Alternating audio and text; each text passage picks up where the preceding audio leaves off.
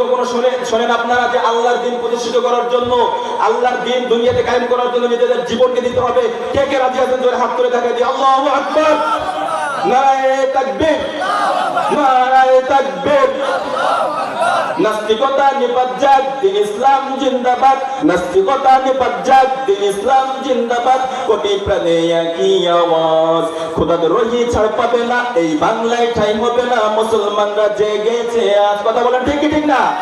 অজর কদমে সামনে চলো, বজ্র কণ্ঠে আওয়াজ তোলো, সবাই মিলে একই সাথে দাও না স্লোগান, নারায়ে তাকবীর, নারায়ে তাকবীর। দ্বীন ইসলাম, দ্বীন ইসলাম জিন্দাবাদ, জিন্দাবাদ। কি আপনাদের কষ্ট হয়ে গেল? না, আল্লাহর বিধান মতে আল্লাহর এই দ্বীনের উপরে আজকে দেখা যায় যারা এরকম দ্বীন কায়েমের জন্য, আল্লাহর দুনিয়াতে বাংলার জমিনে দ্বীন প্রতিষ্ঠিত করার জন্য যারা 24টা ঘন্টা এরকম প্রচেষ্টা করেছে, জান মাল সময় দিয়ে, মেধা দিয়ে, নেতৃত্বের মাধ্যমে যারা আল্লাহর দুনিয়াতে দ্বীন প্রতিষ্ঠিত করার জন্য চেষ্টা করেছে, তাদেরকে বিভিন্নভাবে লাঞ্ছিত, অপমানিত করা হয়েছে, জেলে গ্রেফতার করা হয়েছে, বিনা দোষে 10 বছর, 5 বছর, 3 বছর পর্যন্ত জেলে রাখা হয়েছে। কথা বলেন ঠিক কি ঠিক না? রাখা হয় নাই? অবশ্যই রাখা হয়েছে। এই জন্যই আল্লাহ তাআলা বলতেছেন, ইন্নাল্লাযীনা ক্বালু রাব্বুনাল্লাহ, যারা আমি আল্লাহকে রব বলে স্বীকার করেছে, অতঃপর যারা এই রবের মত অনুযায়ী, রবের বিধান অনুযায়ী তারা তাদের জীবনকে পরিচালনা করেছে, আল্লাহর দ্বীন প্রতিষ্ঠিত করার জন্য 24টা ঘন্টা যারা চিন্তা ফিকির করেছে, সময় দিয়েছে, এই সমস্ত ব্যক্তি যদিও দুনিয়াতে অনেক সময় লাঞ্ছিত, অপমানিত হইতেছে, তাদের কোনো ভয় নাই। কোরআনের ভাষায় বলতেছেন, আমার আপনার কোনো কথা না। আল্লাহ তাআলা বলতেছেন, ফালা খাউফুন আলাইহিম ওয়ালা হুম ইয়াহজানুন, তাদের কোনো চিন্তা নাই, তাদের কোনো প্রেশার নাই, এজন্য ভয় পাওয়ার কোনো কারণ নাই। আমরা যারা দ্বীনের পথে আছি, মসজিদের সাথে আছি, মাদ্রাসার সাথে আছি, যারা ওয়াজ মাহফিলের সাথে আসছি, আমাদের কোনো চিন্তা নাই, ভয় নাই। যদিও ক্ষণিকের সময় আল্লাহ তাআলা আমাদের জন্য পরীক্ষা দিয়ে থাকবেন, এই জন্য আমাদের পরীক্ষায় উত্তীর্ণ হওয়ার জন্য কষ্ট করা লাগবেই লাগবে। কি বলেন? পরীক্ষায় যদি পাস করতে হয় তাহলে কষ্ট করা লাগে না? অবশ্যই কষ্ট করা লাগে। কষ্ট ছাড়া কেউ কোনোদিন পরীক্ষায় উত্তীর্ণ হতে পারে না। অনুরূপ ভাবে আমাদের কেউ পরীক্ষা চলতেছে, নতুন একটা মসজিদ করেছি আমরা, এখনো মসজিদের সাথ করতে পারি নাই, এখনো আমাদের মহল্লা অনেক ছোট একটা মহল্লা, তার মধ্যে একটা ওয়াজ মাহফিল, সুন্দর একটা পরিবেশ তৈরি করছি। অনেক বাধা আসতেছে, অনেক ঝড় তুফান আসতেছে, বাধার সম্মুখীন হওয়ার পরেও আমরা যারা এই মসজিদের সময় দেব, যারা আমরা দ্বীনের কাজের জন্য সময় দেব, তাদের বিষয় আল্লাহর নবী সাল্লাল্লাহু আলাইহি ওয়াসাল্লাম বলতেছেন, আল্লাহ পাক রব্বুল আলামিন কাল কিয়ামতের ময়দানে ডাকতে থাকবে, আমার প্রতিবেশীরা কোথায়, আমার প্রতিবেশীরা কোথায়? ফেরেশতারা বলবে, ওগো আল্লাহ, আপনার আবার প্রতিবেশী কারা? আপনার তো কোনো বিবি বাল বাচ্চা নাই, আপনার প্রতিবেশী কারা? আল্লাহ পাক রব্বুল আলামিন ওই সময় বলবে, ওগো ফেরেশতারা, তোমরা শুনে নাও, আমার প্রতিবেশী হচ্ছে ওই সমস্ত বান্দা যারা নাকি দুনিয়াতে আল্লাহর ঘর মসজিদে সময় দিত, আল্লাহর ঘর নির্মাণ করার জন্য সময় ব্যয় করত। 24টা ঘন্টা তারা তাদের অর্থ দিয়ে, সমর্থ দিয়ে, সময় দিয়ে তারা সব সময় মসজিদের দেখাশোনা করত। তারাই হলো আমার প্রতিবেশী। জোরে বলেন সুবহানাল্লাহ। এজন্য আমরা আল্লাহর প্রতিবেশী হওয়ার জন্য কে কে রাজি আছি? হাত তুলে দেখাই দিই, কে কে রাজি আছি? আল্লাহ তাআলা কবুল করুক, সকলে বলি আমিন।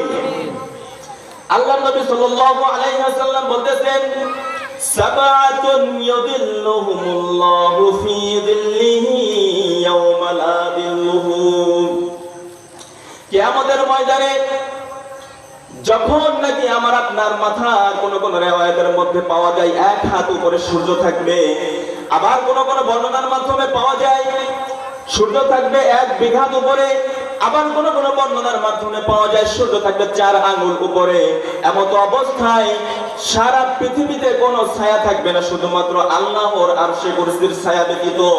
আল্লাহর নবী সাল্লাল্লাহু আলাইহি ওয়াসাল্লাম বলতেছেন, যারা নাকি মসজিদে সময় দেয়, মসজিদে সর্বদাই যাতায়াত করে, আল্লাহর নবী সাল্লাল্লাহু আলাইহি ওয়াসাল্লাম বলতেছেন, ওই কঠিন মুহূর্তে আল্লাহ তাআলার আরশে কুরসির ছায়া ব্যতীত দুনিয়াতে আর কোনো ছায়া থাকবে না।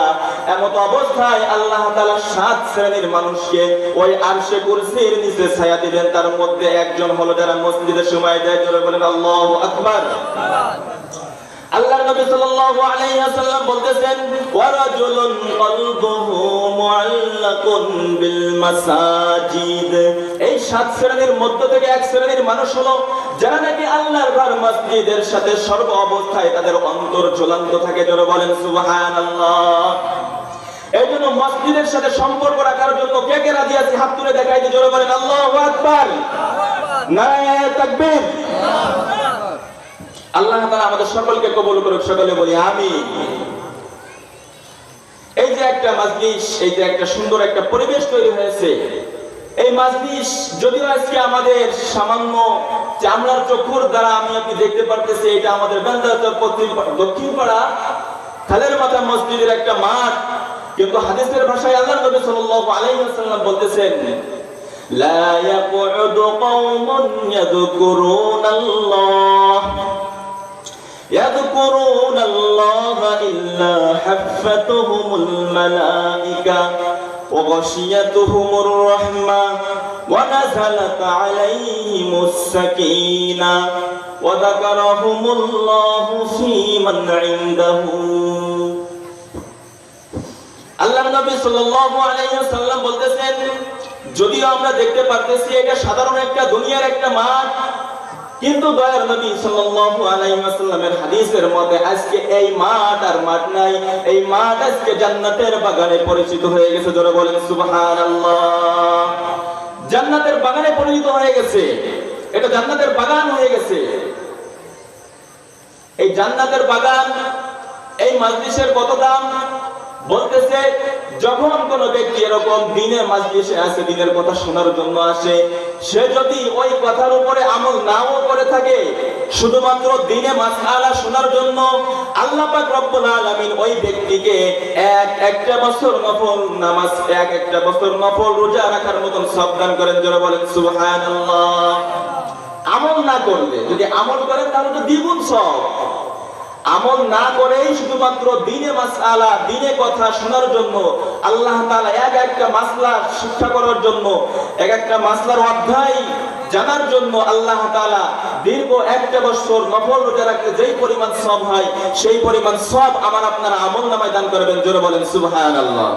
তাহলে এই সমস্ত মাজলিসে আমার আপনার আসার দরকার আছে না নাই? জোরে চিল্লাই বলেন আছে না নাই? এই জন্য আমাদের উচিত হবে, আমার গ্রামবাসী ভাই বোন যারা আছেন, বাচ্চারা যারা আছেন, সকলকে দৃষ্টি আকর্ষণ করে বলতেছি, আমি আপনি এখনো ঠিক যেভাবে হাত গুঠাই বসে আছি, ভবিষ্যতেও এরকম ভাবে আমাকে আপনাকে হাত গুঠাই বসে থাকতে হবে। জোরে চিল্লাই বলেন ঠিক কি ঠিক না? এই জন্য আমাকে আপনাকে নিজেদের ধর্ম সম্পর্কে জানতে হবে। আল্লাহর নবী সাল্লাল্লাহু আলাইহি ওয়াসাল্লাম বলতেছেন, তালাবুল ইলমি ফরিদাতুন আলা কুল্লি মুসলিম। তালাবুল ইলমি ফরিদাতুন আলা কুল্লি মুসলিম। প্রত্যেকটা মুসলমান নরনারীর জন্য এতটুকু ইলমে দ্বীন জ্ঞান করা, অর্জন করা ফরজ।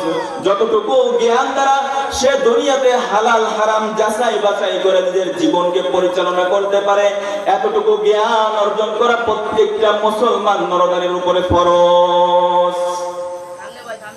আমি আপনি মনে করি নামাজ পড়া ফরজ, রোজা রাখা ফরজ, হজ করা ফরজ, যাকাত দেওয়া ফরজ, কিন্তু ধর্মীয় বিষয় যে আমাকে আপনাকে জ্ঞান অর্জন করতে হবে, এই বিষয় যে ফরজ, এটা আমার আপনার বুঝে আসে না। যার কারণে আজকে আমার আপনার ধর্মীয় বিষয় এত লাঞ্ছিত আর অপমানিত করা হচ্ছে। আমাদের জাতির মাথার মুকুট আলেমদেরকে নিয়ে কটূক্তি করা হচ্ছে। আলেমদেরকে নির্দোষ হওয়া সত্ত্বেও তাদেরকে বিনা কারণে 1 বছর, 2 বছর, 4 বছর, 10 বছর, 12 বছর পর্যন্ত জেলে আটকায় রাখতেছে। আমার আপনার মধ্যে কোনো জ্বলন নাই। জোরে বলেন ঠিক কি ঠিক না? যদি আমার আপনার ভিতরে ধর্ম বলতেছেন, ওয়াদাক্কির ফাইন্না যিকরা তানফাউল মুমিনিন। ওয়াদাক্কির, আল্লাহ পাক রব্বুল আলামিন আমাদের নবী সাল্লাল্লাহু আলাইহি ওয়াসাল্লামকে সম্বোধন করে বলতেছেন, লক্ষ্য করে বলতেছেন, ওগো নবী, আপনি আপনার উম্মতদেরকে বলে দেন ওয়াদাক্কির, তারা যেন আলোচনা করে, ওয়াজ নসিহত করতে থাকে, ঈমানি আলোচনা করতে থাকে। ফাইন্না যিকরা তানফাউল মুমিনিন। অবশ্যই অবশ্যই আলোচনার মাধ্যমে মুমিন ব্যক্তি যারা আছে অবশ্যই অবশ্যই কোনো না কোনো ফায়দা হবেই হবে। আল্লাহর নবী সাল্লাল্লাহু আলাইহি ওয়াসাল্লাম বলতেছেন, জাদ্দিদু ঈমানাকুম, কিলা ইয়া রাসূলুল্লাহ কাইফা নুজাদ্দিদু ঈমানানা, ক্বালা আকসিরু মিন কওলি লা ইলাহা ইল্লাল্লাহ। আমাদের দয়ার নবী বলতেছেন, জাদ্দিদু ঈমানাকুম, তোমরা তোমাদের ঈমানকে নবায়ন করো, তোমরা তোমাদের ঈমানকে তাজা করো, তোমরা তোমাদের ঈমানকে বৃদ্ধি করতে থাকো। সাহাবারা জিজ্ঞাসা করলো, ইলা ইয়া রাসূলুল্লাহ কাইফা নুজাদ্দিদু ঈমানানা, আমরা আমাদের ঈমানকে কিভাবে তাজা করব, আমরা আমাদের ঈমানকে কিভাবে বৃদ্ধি করব? আল্লাহর নবী সাল্লাল্লাহু আলাইহি ওয়াসাল্লাম বলতেছেন, ক্বালা আকসিরু মিন কওলি লা ইলাহা ইল্লাল্লাহ, তোমরা বেশি থেকে বেশি লা ইলাহা ইল্লাল্লাহ এই কথা বেশি থেকে বেশি বলো, এই কথার দাওয়াত প্রচার প্রসার তোমরা বেশি থেকে বেশি দাও, তাহলে তোমাদের মধ্যে ঈমান তাজা হবে, ঈমান বৃদ্ধি হবে। জোরে বলেন সুবহানাল্লাহ। তাহলে আয়াতের মানসম্মত এবং হাদিসের অনুসারে আমরা বুঝতে পারলাম ওয়াজ নসিহত করতে থাকতে হবে, ওয়াজ মাহফিল করতে থাকতে হবে। এই ওয়াজ মাহফিলের মাধ্যমে আমার আপনার ঈমান তাজা হয়। কি তাজা হয়? জোরে চিল্লাই বলেন, ঈমান তাজা হয়। আমার আপনার ঈমানি যে একটা ব্যাটারি আছে, এই ব্যাটারির মধ্যে চার্জ হয়। এইখান থেকে ঈমানি কথা আলোচনার মাধ্যমে আমাদের স্পৃহা তৈরি হয়, মানুষের মধ্যে একটা বিবেচনা ফিরে আসে, এই বিবেচনার মাধ্যমে একটা অনুশোচনা আসে, এই অনুশোচনার মাধ্যমে আমার আপনার আমল করতে সহজ হয়। যতই আমি আপনি দিনের কথা জানি, তারপরও বারবার আল্লাহর নবী আলোচনা করতে বলছে কেন? যাতে করে তোমরা আল্লাহর ঈমানের কথা ভুলে না যাও। এই জন্য বেশি থেকে বেশি দিনের দাওয়াত দিতে বলেছেন, ওয়াজ মাহফিল করতে বলেছেন, কোরআন প্রচার প্রসার করতে বলেছেন। আর আজকে আমাদের বর্তমান নেতা যারা আছে তাদের কথা হলো ওয়াজ মাহফিলের দরকার নাই। ওয়াজ মাহফিল কেন করতে হবে? নামাজ পড়া তুমি তো জানো, তারপরে তুমি নামাজ পড়ো না, কেন ওয়াজ মাহফিল করা লাগবে? এই জন্য আমাদের একটাই অভাব, সেটা হচ্ছে ধর্মীয় জ্ঞানের অভাব। কি কথা বলেন, ঠিক কি ঠিক না? জোরে চিল্লাই বলেন, ঠিক কি ঠিক না? ধর্মীয় জ্ঞানের অভাব। যদি আমার আপনার মধ্যে ধর্মীয় জ্ঞান থাকতো, ইসলামিক জ্ঞান থাকতো, তাহলে আমি আপনি আলেমদেরকে কদর করতাম, মসজিদকে কদর করতাম, এরকম ওয়াজ মাহফিলকে কদর করতাম, একেবারে বিনা পারমিশনে ওয়াজ মাহফিল করার অনুমতি দিয়ে দিতাম। আজকে আমার আপনার মধ্যে ধর্মীয় জ্ঞান নাই বিধায় আজকে এত লাঞ্ছিত আর অপমানিত সারা বিশ্বে মুসলমান মার খাচ্ছে। জোরে চিল্লাই বলেন, ঠিক কি ঠিক না? আল্লাহর নবী সাল্লাল্লাহু আলাইহি ওয়াসাল্লাম বলতেছেন, আল মারউ মা মান আহাব্বা, মান তাশাব্বাহা বিকওমিন ফাহুয়া মিনহু, মান তাশাব্বাহা বিকওমিন ফাহুয়া মিনহু। যেই জাতির সাথে সম্পর্ক থাকবে, যে সম্প্রদায়ের সাথে সম্পর্ক থাকবে, তাকে তার দলের থেকেই ধরে নেওয়া হবে। মনে করেন আমার আপনার সম্পর্ক, আমার আপনার সাদৃশ্য একটা মিল মোহাম্মত আছে আমার আপনার কোন পছন্দের নায়কের সাথে অথবা নায়িকার সাথে, অথবা বিধর্মী কোনো ভাইয়ের সাথে, বিধর্মী কোনো জাতীয় এরকম অনুষ্ঠানের সাথে, তাহলে আমাকে আপনাকে ওই দল থেকেই ধরে নেওয়া হবে। আর এই সমস্ত ব্যক্তি যারা আছে, আল্লাহর নবী সাল্লাল্লাহু আলাইহি ওয়াসাল্লাম আরেকটা হাদিসের মধ্যে বলতেছেন, আল মারউ মা মান আহাব্বা, দুনিয়াতে যে ব্যক্তি যার সাথে সম্পর্ক থাকবে, যে যাকে ভালোবাসবে, কাল কিয়ামতের ময়দানে তার হাসর নাসর তার সাথেই হবে। এখন একটু ভেবে দেখেন, আমার আপনার সম্পর্ক কার সাথে আছে? আমার আপনার দলের নেতার জন্য জীবন দিতে প্রস্তুত, কিন্তু আমি আপনি আমার আপনার রাসূলের জন্য জীবন দিতে প্রস্তুত নয়, আমার আপনার আল্লাহর জন্য জীবন দিতে প্রস্তুত নয়। তাহলে আল্লাহকে বেশি ভালোবাসলাম, নবীকে বেশি ভালোবাসলাম, নাকি আমার আপনার দলের যে নেতা আছে তাকে বেশি ভালোবাসলাম? জোরে চিল্লাই বলেন, ঠিক কি ঠিক না? এই জন্য আমাকে আপনাকে ভেবে চিন্তে ভালোবাসা করতে হবে, সম্পর্ক করতে হবে। আল্লাহওয়ালা ব্যক্তি যারা, ভালো মানুষ যারা, নেককার যারা, সত্যবাদী যারা, পাঁচ ওয়াক্ত নামাজ যারা পড়ে, আলেমে দ্বীন যারা আছে, ইমাম সাহেব যারা আছে, কোরআনে হাফেজ যারা আছে, আল্লাহর ঘর মসজিদ মাদ্রাসা যেখানে আছে, এই সমস্ত জায়গাতে যদি আমার আপনার সম্পর্ক হতে পারে, কাল কিয়ামতের ময়দানে এই সমস্ত ব্যক্তিদের ফয়সালা বিনা হিসেবে জান্নাত, আমার আপনার ফয়সালা হয়ে যাবে বিনা হিসেবে জান্নাত। জোরে বলেন সুবহানাল্লাহ। পক্ষান্তরে যদি আমার আপনার সম্পর্ক হয়ে থাকে, যদি কোনো নায়কের সাথে, নায়িকার সাথে, বিধর্মী কোনো ব্যক্তির সাথে, দুনিয়াবি কোনো সম্পর্ক, অর্থের লোভে যদি সম্পর্ক হয়ে থাকে, আলেমদের বেইজ্জতি করার জন্য, ইসলাম ধর্ম নির্মূল করার জন্য, আল্লাহর দিন দুনিয়া থেকে একেবারে গোড়ার থেকে উঠাই দেওয়ার জন্য যদি কারোর সাথে সম্পর্ক থাকে এমন কোন ব্যক্তির সাথে, তাহলে এই শ্রেণীর ব্যক্তিদের সিদ্ধান্ত হবে কাল কিয়ামতের ময়দানে বিনা হিসেবে জাহান্নাম। আমার আপনার সিদ্ধান্ত হয়ে যাবে বিনা হিসেবে জাহান্নাম। জোরে বলেন নাউজুবিল্লাহ। তাহলে বুঝতে পারলাম সম্পর্ক কাদের সাথে করতে হবে, কাদের পক্ষে থাকতে হবে বুঝতে পারলাম। রব শব্দের অর্থ আমি আপনি 24টা ঘন্টা, রাত দিন 24টা ঘন্টার মধ্যে 5 ওয়াক্ত নামাজ পড়ি। 5 ওয়াক্ত নামাজের মধ্যে আমি আপনি বলে থাকি আলহামদুলিল্লাহি রাব্বিল আলামিন। আলহামদুলিল্লাহ, সকল প্রশংসা আল্লাহর জন্য। লিল্লাহি রাব্বিল আলামিন, যে দুনিয়ার বাদশাদের রব, এই রবের সকল প্রশংসা। এই রব শব্দের শাব্দিক বাংলা অর্থ যদি আপনারা জানতেন তাহলে আপনারা অবশ্যই প্রত্যেকটা কাজে যারা ইসলামের পক্ষে থাকে, দ্বীন কায়েমে প্রতিষ্ঠিত করার জন্য পক্ষে থাকে, তাহলে আমরাও তাদের সাথেই থাকতাম। আজকে একটাই আমাদের অভাব, ধর্মীয় জ্ঞান না থাকার কারণে এত আমাদের অভাব। রব শব্দের শাব্দিক অর্থ বাংলাতে অর্থ আছে বিধানদাতা। কি দাতা বলেন? বিধানদাতা, অর্থাৎ নিয়মকারী। রব শব্দের বাংলা অর্থ হচ্ছে বিধানদাতা। এই দুনিয়া কার? জোরে চিল্লায় বলেন, এই দুনিয়া কার? এই আসমান কার? এই জমিন কার?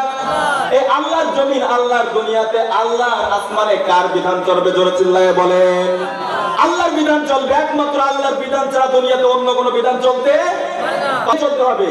আমি আপনি মনে করি আল্লাহর বিধান বলতে শুধুমাত্র 5 ওয়াক্ত নামাজ পড়া, রোজা রাখা, হজ করা, যাকাত দেওয়া, এটার ভিতরে সীমাবদ্ধ? না না না, আল্লাহর বিধান বলতে শুধুমাত্র এটাকে বোঝানো হয় না। আল্লাহর বিধান বলতে বোঝায় প্রত্যেকটা জায়গাতে, প্রত্যেকটা সেক্টরে আল্লাহর বিধান কায়েম করতে হবে। তাহলে আমি আপনি খাঁটি মুমিন হতে পারবো, তা না হলে মুমিন হতে পারবো না। আমি আপনি মনে করি যে আল্লাহর বিধান বলতে শুধুমাত্র এই নামাজ কালাম পড়া, এই ওয়াজ মাহফিল করা, এইখানেই শেষ। পার্লামেন্টে, সংসদে কেন আল্লাহর বিধান থাকবে? জ্ঞান আল্লাহর নবী কি দুনিয়া এরকম রাষ্ট্র পরিচালনা করেন নাই? জোরে চিল্লায় বলেন, করেন নাই? আল্লাহর নবী কি সংসদ পরিচালনা করে নাই? কুরআনে কি রাষ্ট্র পরিচালনা, এরকম দেশ পরিচালনা করার কথা নাই? অবশ্যই আছে, অবশ্যই আছে, অবশ্যই আছে। যদি আমি আপনি আল্লাহকে খাঁটি রব হিসেবে স্বীকার করে থাকি, আল্লাহকে খাঁটি আল্লাহ বলে আমি আপনি যদি স্বীকার করে থাকি, তাহলে আমাকে আপনাকে প্রত্যেকটা জায়গাতে, প্রত্যেকটা সেক্টরে আল্লাহর বিধান বাস্তবায়িত করতে হবে। জোরে বলেন ঠিক কি ঠিক না? রাজি আছেন তো ইনশাআল্লাহ? আল্লাহ তাআলা কবুল করুক, সকলে বলে আমিন। আমি আমার আলোচনার বিষয়ে এখনো যাইতে পারি না। ওই যে বললাম না আনুষঙ্গিক কিছু কথা বলবো। আপনাদের গ্রামে ছিল তো, গ্রামের কিছু অবস্থা জানি বিধায় এই বিষয়ে কথাগুলো বললাম। আমার বিষয় ছিল যে আলেম ওলামাদের সম্মান সম্পর্কে, আজমতে ওলামা, কিন্তু সে বিষয়ে এখন একটু আলোচনা করতে পারিনি। আসলে কোরআন হাদিসের কথা, এমন এমন কথা, এই কথা সম্পর্কে যদি আমি আপনি আলোচনা করতে থাকি এরকম রাত, একটা না, দুইটা না, কত রাত চলে যাবে, তারপরও কোরআন হাদিসের কথা শেষ হবে? শেষ হবে না। আলেমদেরকে আমি আপনি কি মনে করি? তারা সাধারণ মানুষ না ভাই। আলেম তারা হচ্ছে নবীগণের ওয়ারিস। আল্লাহ নবী সাল্লাল্লাহু আলাইহি ওয়াসাল্লাম বলতেছেন আল উলামা ওয়ারাসাতুল আম্বিয়া। উলামাগণ যারা আছে, আলেমগণ যারা আছে, জ্ঞানী যারা আছে, তারা হচ্ছে নবীগণের ওয়ারিস। আল্লাহ পাক রব্বুল আলামিন স্বয়ং কোরআনে বলতেছেন কুল হাল ইয়াস্তাউিল্লাযীনা ইয়ালামুনা ওয়াল্লাযীনা লা ইয়ালামুন।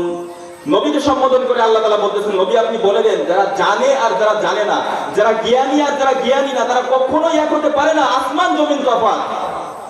সুতরাং যাদের ধর্মীয় বিষয়ে জ্ঞান নাই, তারা কিভাবে বলে যে ওয়াজ মাহফিলের দরকার নাই? তারা কিভাবে বলে যে এরকম মসজিদের দরকার নাই, ঈদগাহের দরকার নাই? এগুলো উন্নত জ্ঞান করতে হবে, কিভাবে বলে? একটা আলেমের সম্মান কথা আমি আপনি জানি। নবীদের দিকে তাকাইলে যেরকম গুনাহ মাফ হতো, আলেমদের দিকে তাকাইলেও সেরকম গুনাহ মাফ হয়। যারা বলেন সুবহানাল্লাহ। তবে শর্ত আছে, খাঁটি আলেম হতে হবে। কি আলেম? খাঁটি আলেম, কথায় এবং কাজে যার মিল আছে, আমল যার ঠিক আছে, এরকম আলেম হওয়া লাগবে। কথায় কাজে মিল নাই এমন আলেম হলে কিন্তু চলবে না। কারণ সব থেকে বেশি জানে কে? ইবলিস। কে জানে বলেন? ইবলিস জানে, কিন্তু সে মানে না। না মানার কারণে সে ইবলিস হয়েছে, আর মানার কারণে আমাদের সাহাবীরা কত সম্মানিত হয়েছে, দামি হয়েছে। তো যাই হোক, যে কথা বলতেছিলাম, একটা আলেমের কত সম্মান। আমি আপনি একটা আলেমকে সম্মান করতে পারবো না, কিন্তু চেষ্টা করব আলেমকে সম্মান করে কথা বলার জন্য। আমি আপনি চেষ্টা করবো তো ইনশাআল্লাহ। আল্লাহ তাআলা কবুল করুক, সকলে বলি আমিন। একটা আলেমের দেখেন কেমন পাওয়ার দেওয়া হবে কাল কিয়ামতের ময়দানে। আল্লাহ তাআলা একটা সুপ্রিম পাওয়ার দিয়ে দেবে যে আলেম তুমি তাকাও, তুমি তাকাও, তোমার চোখের দৃষ্টির সীমানার শেষ পর্যন্ত যত মানুষ তুমি দেখতে পারবা, এত মানুষকে তুমি জান্নাতে নেওয়ার অনুমতি আল্লাহ তাআলা দিয়ে দেবে। যারা বলেন সুবহানাল্লাহ। এই জন্য আলেমদেরকে সম্মান করতে হবে। পারবো তো ভাই ইনশাআল্লাহ? আল্লাহ তাআলা কবুল করুক, সকলে বলে আমিন। জোরে বলেন আমিন। অনেক বিষয় আছে, অনেক বিষয়। যারা মাদ্রাসায় পড়ালেখা করে, অনেক কষ্ট করে পড়ালেখা করে, যারা জেনারেল লাইনে পড়ালেখা করে, তারা শুধুমাত্র একটা বিষয় পড়ালেখা করে। হয়তো একটা সাবজেক্ট নিয়ে পড়ালেখা করতেছে, আর্টস, কমার্স অথবা সায়েন্স নিয়ে পড়ালেখা করতেছে, কেউ ডাক্তারি বিষয়, কেউ কৃষি বিষয়, কেউ এরকম অমুক তমুক বিষয়। কিন্তু যারা মাদ্রাসায় পড়ালেখা করে, যারা খাঁটি একজন আলেম হয় 14 বছর 12 বছর পড়ে, সে একটা বিষয় জীবনে কখনো পড়ালেখা করে না। সে দুনিয়াতে যত বিষয় আছে, দুনিয়াতে বিষয়, আখিরাতে বিষয়, ব্যবসায়িক বিষয়, দোকানদারি বিষয়, ডাক্তারি বিষয়, ইঞ্জিনিয়ারিং বিষয়, এরকম বৈজ্ঞানিক বিষয় যত আছে, সমস্ত বিষয় সে পড়ালেখা করে, সমস্ত বিষয় পড়ালেখা করে। তাদের সম্মান সম্পর্কে আমাদের ধারণা নাই। একটা আলিফের 25টা অর্থ আছে, 25টা অর্থ। একটা বার 50টা অর্থ আছে, একটা গয়নের 65টা অর্থ আছে। তো কোন জায়গায় কোন অর্থ খাটবে সেটাকে আমি আপনি বুঝবো কখনো? বলেন, কখনো আমি আপনি বুঝতে পারবো না। যাদের এই সম্পর্কে ধারণা আছে, জ্ঞান আছে, তারাই বুঝবে যে কোন জায়গায় কোন অর্থ ব্যবহার করতে হবে। এই জন্য আলেমদেরকে না জেনে না বুঝে কখনো তাদেরকে লাঞ্ছিত অপমানিত করবো না। বলে আল্লাহ তাআলা আলেমদেরকে সম্মান করার তৌফিক দান করুক, সকলে বলি আমিন। আল্লাহ তাআলা প্রত্যেকটা কাজে আলেমের সাথে থাকার তৌফিক দান করুক, সকলে বলি আমিন।